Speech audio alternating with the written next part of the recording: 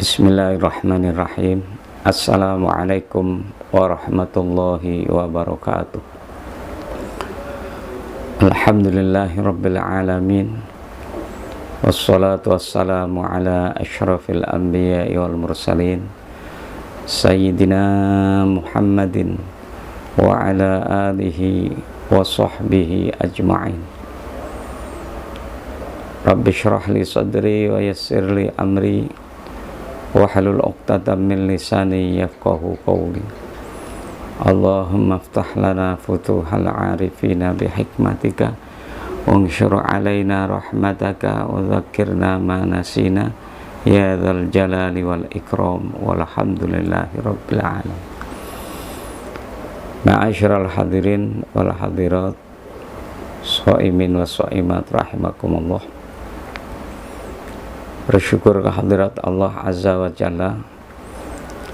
Pada kali ini kita berjumpa kembali untuk mengikuti kajian-kajian Islam, dan insya Allah kita akan membahas tafsir Munir, dan sebelumnya kita akan membaca beberapa ayat-ayat suci Al-Quran. Untuk itu mari kita bersama-sama. Acara ini kita buka dengan bacaan suratul Fatihah. Semoga Allah Subhanahu wa ta'ala akan membukakan pintu hati kita, pikiran kita, dan membukakan pintu kebaikan-kebaikan untuk kita sekalian.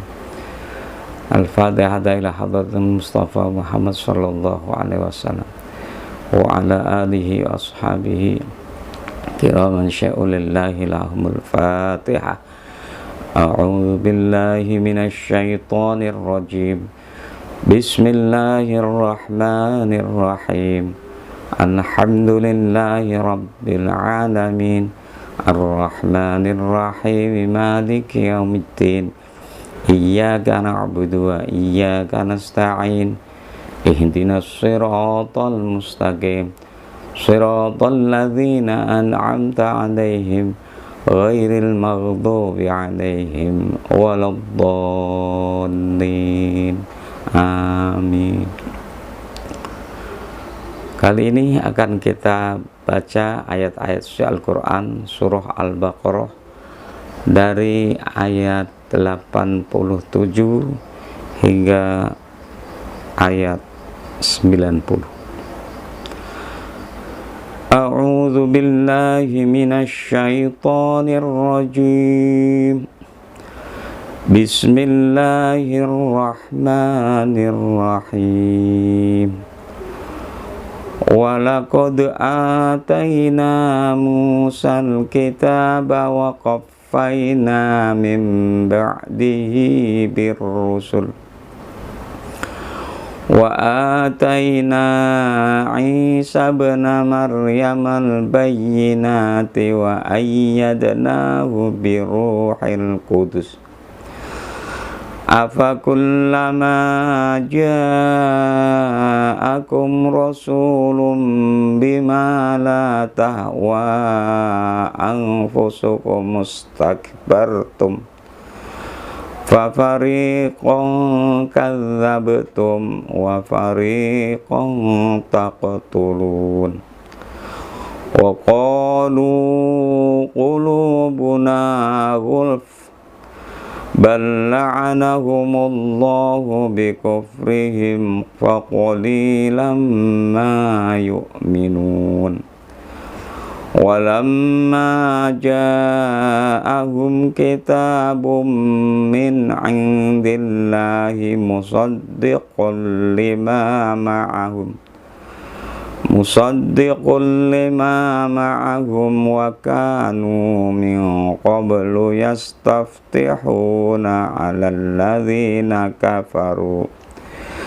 Falamma ja'ahum ma 'arafu kafaru bih fala'natullahi 'alal kafirin. Bi'sa mashtaru bihi anfusahum ay yakfuru bima anzalallahu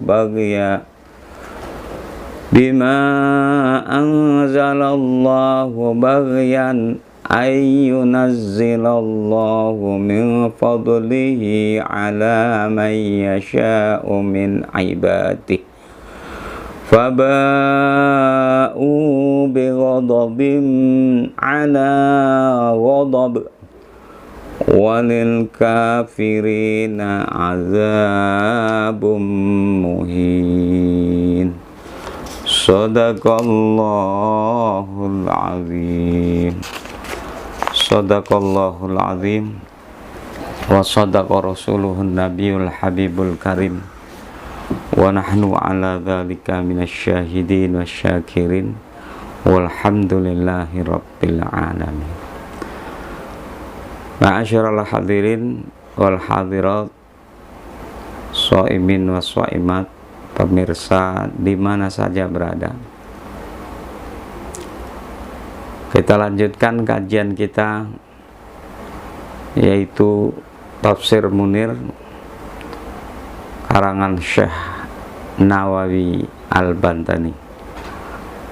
Kali ini kita membahas dari ayat yang ketiga. Kita ulangi. A'udzu billahi minasyaitonir rajim. Bismillahirrahmanirrahim. Alladzina yu'minuna bil ghaibi wa yuqimunas sholata wa mimma razaqnahum yunfiqun.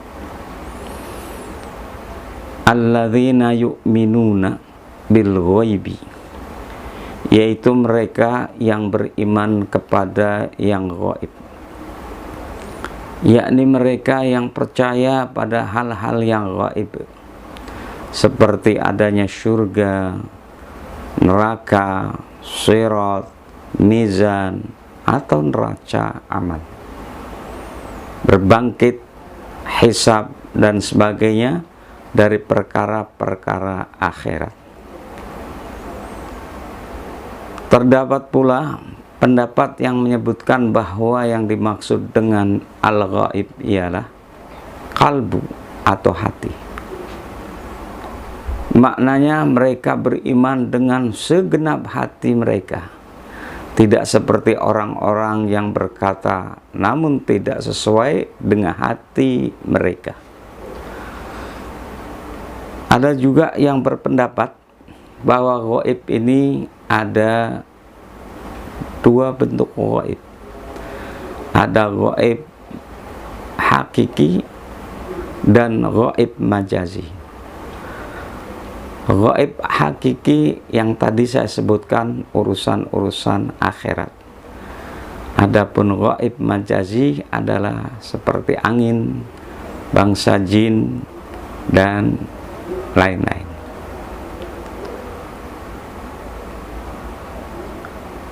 Hal-hal yang gaib kita wajib percaya dan yakin, termasuk ruh kita. Walaupun ruh kita bawa kemana-mana, tapi ternyata tidak bisa dilihat dengan kasat mata. Kalau manusia sudah tidak ada ruhnya, berarti sudah meninggal dunia.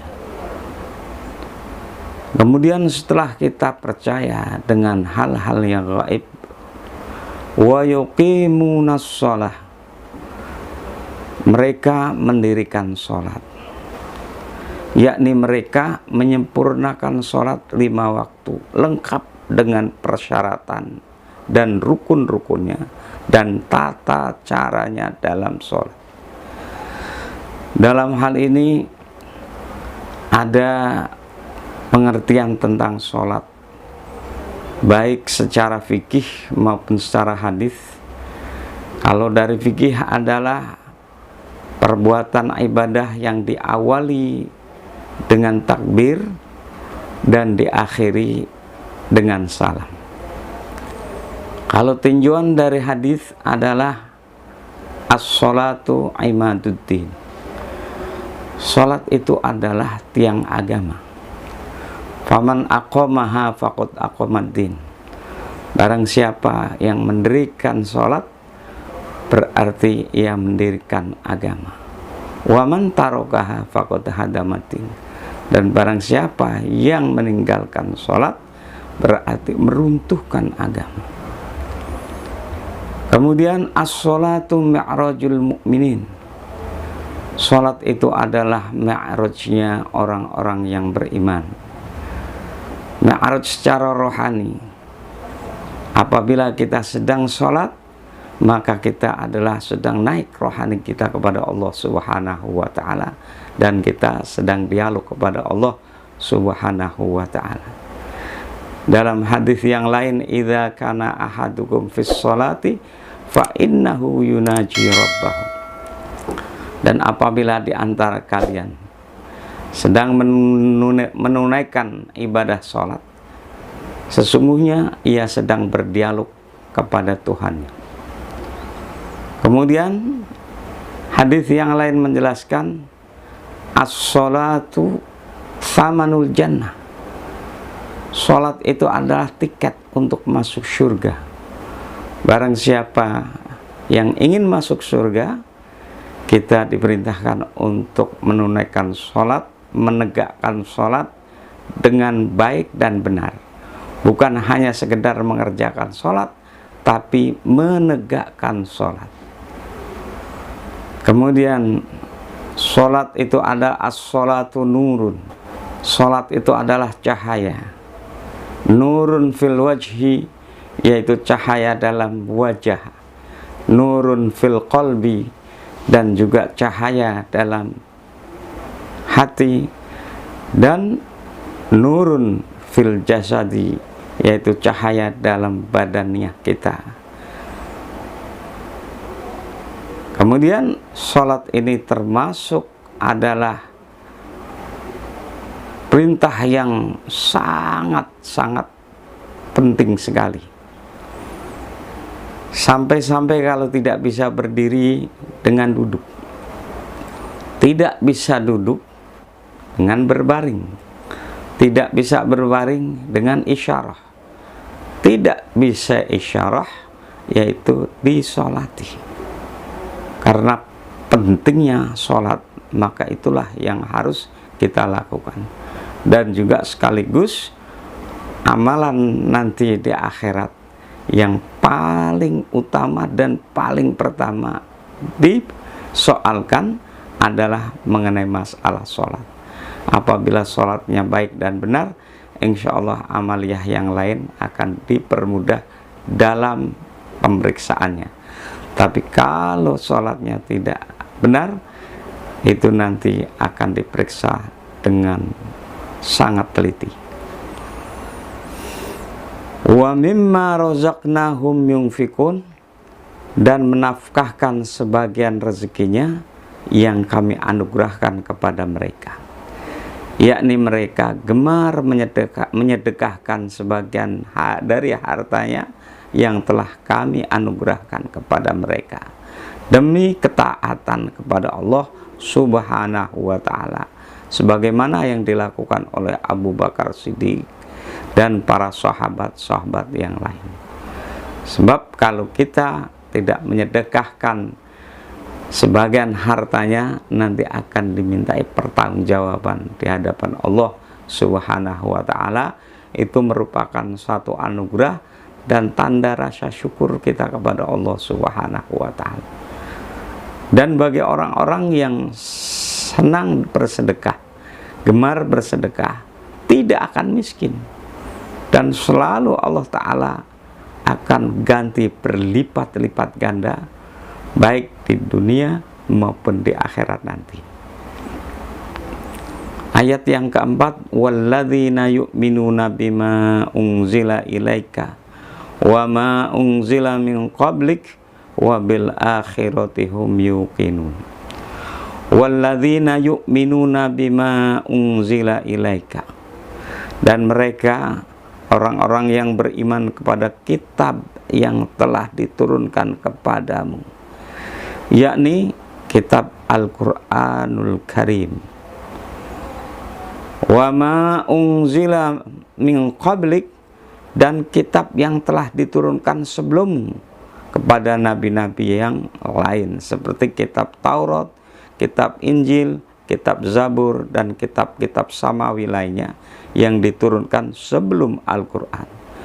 Wabil akhirati hum yuqinun, serta mereka yakin akan adanya kehidupan akhirat.